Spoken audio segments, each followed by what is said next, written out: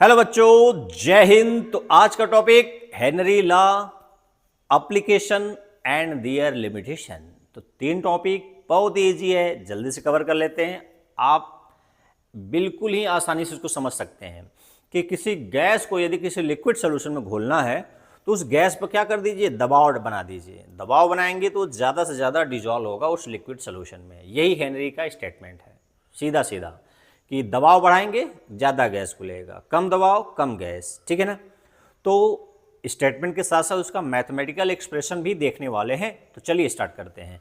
तो इनका समरी क्या है भाई, कि किसी गैस पर आप प्रेशर बढ़ाइए तो उसकी क्या होगा, गैस की सॉल्युबिलिटी बढ़ जाती है। किसमें? लिक्विड सोल्यूशन में। ये सॉल्युबिलिटी है, ये फॉर लिक्विड सोल्यूशन, ये केवल इसके लिए वैलिड है, नॉट सॉलिड नॉट गैसियस। तो किसी गैस पर आप प्रेशर बढ़ा रहे हैं तो उसकी सॉल्युबिलिटी बढ़ रही है। ठीक है, ये सीधा सीधा संबंध हो गया। अब मान लीजिए एक एग्जांपल ले लेते हैं कि ये आपका पानी है, इसमें क्या है, पानी है। आप इसमें गैस ले लिए हैं, ऑक्सीजन, नाइट्रोजन और कार्बन डाइऑक्साइड, कई गैस ले लिए हैं, और इस पर आप दबाव बना रहे हैं, डाल रहे हैं। इसको पिस्टन से क्या कर रहे हैं, दबाव डालकर घोलना चाह रहे हैं। तो सब पर दबाव क्या है, पी है, पी टोटल है। लेकिन अलग अलग गैस अलग अलग अमाउंट में घुलती है, क्योंकि सबका पानी के साथ जो दोस्ती है या उसके साथ इंटरेक्शन है अलग अलग अमाउंट में है। तो इन तीनों में अलग, इन तीनों की जो मात्रा होगी इस समान दाब पर अलग अलग होगी। तो वो किसके प्रोपोर्शनल होगी? प्रेशर तो सेम रहेगा, लेकिन यहाँ पर टोटल प्रेशर न लेकर यहाँ पर हर एक गैस पर कितना प्रेशर है, यानी उसको बोलेंगे पार्शियल प्रेशर। क्या बोलेंगे? Partial pressure. तो पार्शियल प्रेशर और इसके जो अमाउंट है ना, इस अमाउंट को मोल या मोल फ्रैक्शन के टर्म में हम डिनोट करेंगे यदि तो कुछ इसके स्टेटमेंट को हम इस तरह बता सकते हैं। क्या बता सकते हैं?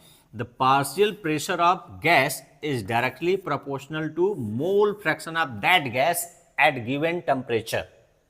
यदि टेम्परेचर क्या है, फिक्स हो गया, कोई कांस्टेंट है, कुछ भी है, यदि निश्चित कर दिया जाए कि 25 डिग्री है या 30 डिग्री है, ठीक है, मान लीजिए, तो ये क्या है, कांस्टेंट या गिवन टेम्परेचर है।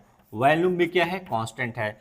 और कंडीशन क्या होना चाहिए कि जो गैस अंदर जा रही है सोल्यूशन में, तो उसका नेचर है कि वो फिर एस्केप कर जाएगी। तो लिक्विड में गई, लिक्विड से फिर बाहर गैस निकली, तो यानी लिक्विड में जाना, डिसोल्यूशन और एस्केपिंग दोनों का रेट बराबर हो जाए, यानी इक्विलिब्रियम में आ जाए। क्या आ जाए? इक्विलिब्रियम कंडीशन आ जाए। उस समय किसी गैस का जो पार्शियल प्रेशर है उस गैस के मोल फ्रैक्शन के प्रोपोर्शनल होता है। ये मैथमेटिकल एक्सप्रेशन हो गया हेनरी लॉ का। तो यानी हम ये लिख सकते हैं, तो partial pressure of gas is directly proportional to the mole fraction of that gas. यदि हम प्रोपोर्शनल हटाते हैं तो कोई कांस्टेंट देते हैं, कांस्टेंट में हमने दे दिया k, और ये किसका लॉ है? हेनरी का। हेनरी का क्या सिंबल है? h। तो यहाँ पर k के नीचे सबस्क्रिप्ट में क्या लगा दिए? h, और ये x है। ठीक है, x या चाहे जो भी आप बोलते हैं। तो ये जनरलाइज फॉर्म हो गया मैथमेटिकल एक्सप्रेशन, जहाँ p क्या है, पार्शियल प्रेशर है। ठीक है, पार्शियल वेपर प्रेशर कर लीजिए, या वेपर फेज में। तो यहाँ पर हम पार्शियल प्रेशर लिख रहे हैं in vapour phase. Vapour phase क्यों? क्योंकि गैस जब लिक्विड में गया, फिर से ये एस्केप कर गया, तो जब इस लिक्विड से होकर फिर गैस में आता है, तो उस गैस को आप वेपर फेज बोल सकते हैं, जहाँ तक मैं समझ रहा हूँ। ठीक है, कि जब लिक्विड में गया गैस, फिर वापस आया, इक्विलिब्रियम स्टेब्लिश हुआ, तो वो जो गैस एस्केप करके आया है वो वेपर फेज में आया। ठीक है, तो हम ये बोल सकते हैं पार्शियल प्रेशर। ठीक है, और x क्या है? मोल fraction of that gas, mole fraction, आप मोल फ्रैक्शन जानते ही होंगे। और kh क्या है? kh Henry constant. Henry constant ये डिपेंड करता है, हेनरी कांस्टेंट किस पर डिपेंड करता है? टेम्परेचर पर और नेचर ऑफ सॉल्वेंट पर। नेचर ऑफ सॉल्वेंट पर डिपेंड करता है। ठीक है, यानी सॉल्वेंट क्या है और टेम्परेचर कितना है, उस पर kh का वैल्यू डिपेंड करता है। ठीक है, तो स्टेटमेंट बना लेंगे आप। The partial pressure of gas is directly proportional to mole fraction of that gas. ठीक है, क्लियर है। तो हम इसको समरी क्या बताए थे कि प्रेशर बढ़ाएंगे सॉल्युबिलिटी बढ़ेगा। ये थ्योरेटिकल हो गया, ये मैथमेटिकल हो गया। और कंसेप्चुअल और इसका एप्लीकेशन पार्ट तो आप जानते ही हैं, नहीं जानते तो भी बता रहे हैं। अच्छा, एक चीज़ और है, KH क्या है, हेनरी कांस्टेंट तो समझ ही गए। इसका यूनिट कभी कभी पूछ लेता है कि इसका यूनिट या क्या होगा। तो KH का यूनिट क्या होगा, कि वही होगा जो प्रेशर का होगा। तो प्रेशर का यूनिट आप क्या लेते हैं, ATM, बार, पास्कल, बैरोमीटर, किस में लेते हैं। तो KH का वैल्यू प्रेशर के यूनिट पर डिपेंड करेगा। जो प्रेशर का यूनिट लिखा रहेगा वही KH का यूनिट हो जाएगा, क्योंकि मोल फ्रैक्शन का कोई यूनिट नहीं होता। ठीक है। अच्छा, KH का सॉल्युबिलिटी से क्या लेना देना है, कभी कभी क्वेश्चन इस टर्म में भी पूछ लेता है। तो देख लेते हैं इसको भी पहले, सॉल्युबिलिटी KH के टर्म में। तो आप जानते हैं, नहीं जानते हैं, जान लीजिए कि KH जो है अभी डिपेंड करता है ना किस पर, टेम्परेचर पर। तो KH टेम्परेचर का क्या है, डायरेक्टली प्रोपोर्शनल है। और आप जानते हैं कि टेम्परेचर ज़्यादा रहेगा, तापमान ज़्यादा रहेगा तो गैस भागना चाहेगा, तो भागेगा तो कम घुलेगा। तो ज़्यादा टेम्परेचर ज़्यादा KH कम घुलनशीलता यानी कम सॉल्युबिलिटी। और इसको हम ऐसे लिख सकते हैं 1 सॉल्युबिलिटी।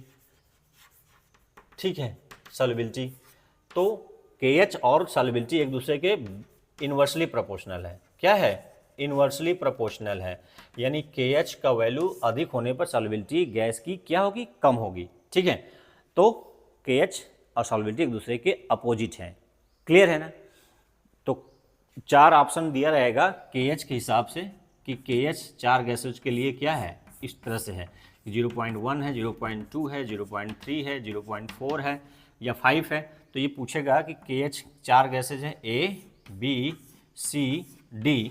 तो उनके लिए KH का वैल्यू दिया हुआ है। तो इसमें से लिस्ट सॉल्युबल गैस कौन है, तो कौन सा लिस्ट सॉल्युबल है जिसका ज़्यादा KH वैल्यू होगी।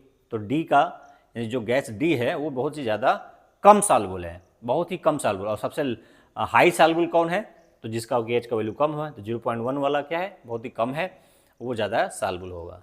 KH के वैल्यू से भी आप सॉल्युबिलिटी बता सकते हैं। क्लियर है। तो हो गया भाई सॉल्युबिलिटी और KH का रिश्ता। तो टेम्परेचर के साथ आपने अनुभव किया होगा कि जाड़े के दिनों में मछलियाँ ज़्यादा कंफर्ट महसूस करती हैं अपेक्षाकृत की गर्मियों में। गर्मियों में टेम्परेचर अधिक होता है तो जो डिजॉल्व गैस होता है वो स्कैप कर जाता है, तो कम ऑक्सीजन मिलेगा तो बेचैन रहेंगी। जैसे हम लोग को ऑक्सीजन कम मिलेगा, जब हम दौड़ते हैं तो ऑक्सीजन कम मिलता तो हम हाँफने लगते हैं, तो मछलियाँ भी हाँफने लगती हैं, तो वो गर्मियों के दिनों में अच्छा महसूस नहीं करती। जबकि जाड़े में टेम्परेचर कम रहेगा तो ज़्यादा ऑक्सीजन घुला रहेगा पानी में, तो ऑक्सीजन मिलेगा तो ज़्यादा कंफर्ट महसूस करेंगी। ठीक है। अच्छा, मछलियाँ कोल्ड ब्लडेड एनिमल हैं या वार्म ब्लडेड, आप कमेंट सेक्शन में लिखेंगे। ठीक है, कि क्या जाड़े में उनको ठंडा लगता है। ये तो बायोलॉजी क्वेश्चन हो गया, फिर भी मैं केमिस्ट्री पूछ लिया। तो ये हो गया भाई एप्लीकेशन, अभी एप्लीकेशन पढ़ना है, ये हो गया स्टेटमेंट। अब इसके एप्लीकेशन की बात करते हैं। हेनरी लॉ का क्या स्टेटमेंट था, आपने देखा मैथमेटिकल और जनरल कि प्रेशर डायरेक्टली सॉल्युबिलिटी के है। अब उसमें उसके टर्मोलॉजी की बात जो किया मैंने, पार्शियल प्रेशर वेपर फेज में, उसके मोल फ्रैक्शन के डायरेक्टली प्रोपोर्शनल हटा के कांस्टेंट KH दे दिए। KH का वैल्यू डिपेंड करता है 2 चीज़ों पर, टेम्परेचर और नेचर ऑफ सॉल्वेंट क्या है और टेम्परेचर कितना है, इस बात पर KH वैल्यू करता है। KH का यूनिट वही होगा जो प्रेशर का होगा। ये तो हो गया भाई उसका गणितीय और उसका थ्योरेटिकल पॉइंट। अब इसके एप्लीकेशन की बात करें, क्या इसका एप्लीकेशन है क्या कुछ, अभी हम एप्लीकेशन देखते हैं क्या, बिल्कुल देखते हैं।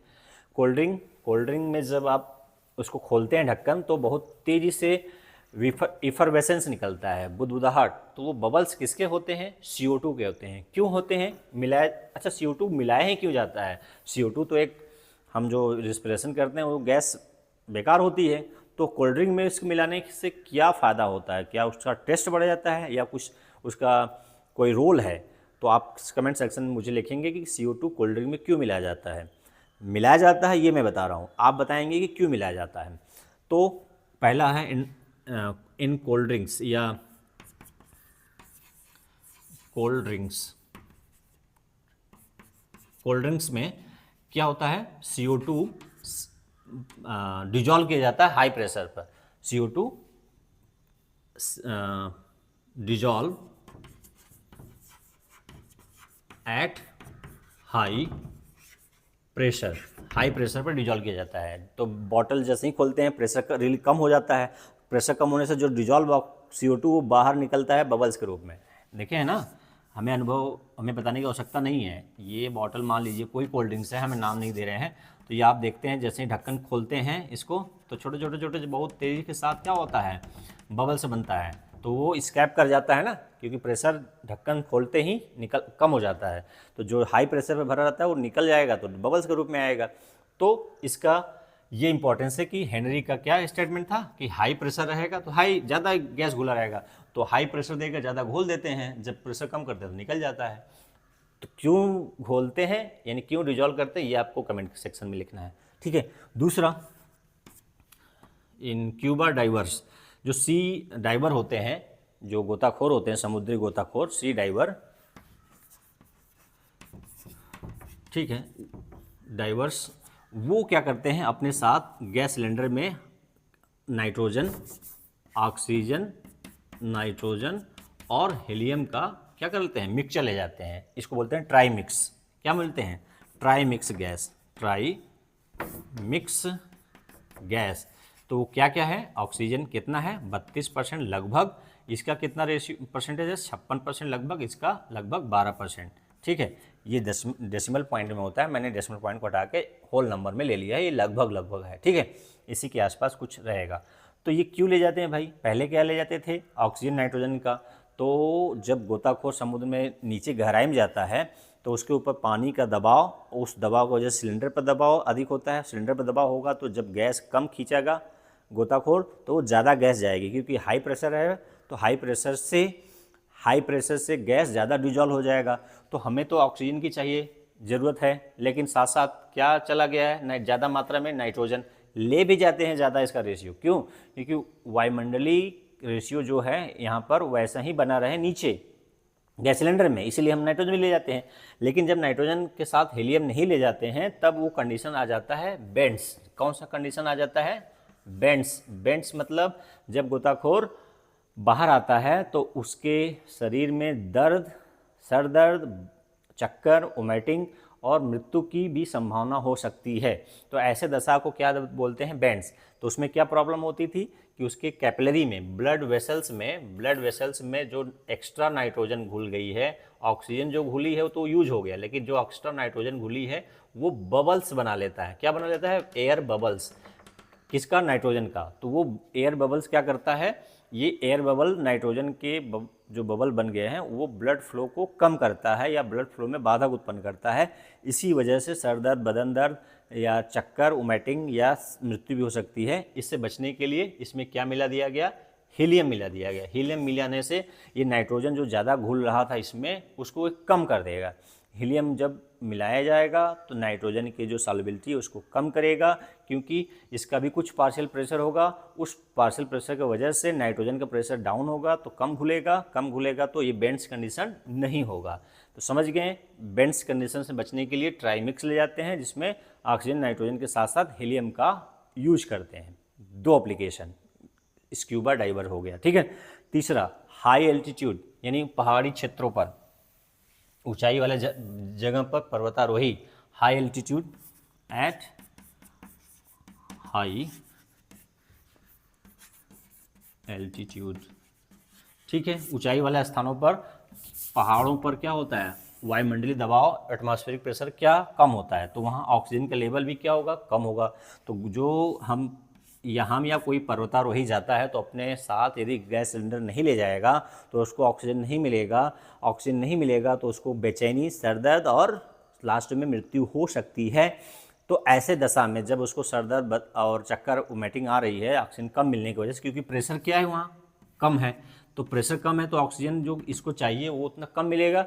तो ऐसे कंडीशन को क्या नाम देंगे, एनोक्सिया। क्या नाम देंगे, एनोक्सिया दशा उत्पन्न हो जाती है ऊंचाई वाले स्थानों पर। और गहराई वाले स्थानों, समुद्र में जाने पर क्या उत्पन्न हो रहा था, बेंड्स, BENDS, बेंड्स। वहाँ पर भी समस्या हो रही थी कि नाइट्रोजन बबल के कारण से वो हो रहा था।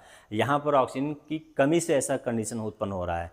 ठीक है, तो इसको कहते हैं एनेक्सिया। तो इससे बचने के लिए अपने साथ क्या ले जाना चाहिए, गैस सिलेंडर। कौन सा, उसमें कौन कौन सी गैस होनी चाहिए, आप कमेंट सेक्शन में लिखेंगे कि क्या वही ट्राई मिक्स ले जाएंगे क्या, कि उसके साथ केवल ऑक्सीजन नाइट्रोजन का मिक्सचर ले जाएंगे, आप कमेंट सेक्शन में लिखेंगे। तो ऑक्सीजन तो चाहिए, गैस सिलेंडर ले जाएंगे, लेकिन उसमें कौन सा मिक्सचर होगा नाइट्रोजन ऑक्सीजन के अलावा, क्या हीलियम ले जाएंगे, यदि नहीं ले जाएंगे तो क्यों नहीं ले जाएंगे, कमेंट सेक्शन में आप लिखेंगे। तो ये हो गया भाई इसके एप्लीकेशन पार्ट।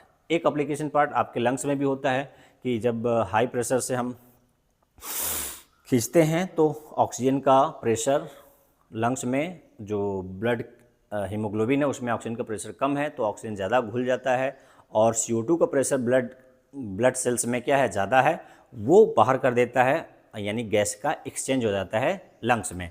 ये थोड़ा डीपली स्टडी कर सकते हैं बायोलॉजी के टीचर से या बुक से आप कंसल्ट कर सकते हैं, समझ सकते हैं कि लंग्स में गैसियस एक्सचेंज के समय भी इस हेनरी लॉ का एप्लीकेशन है।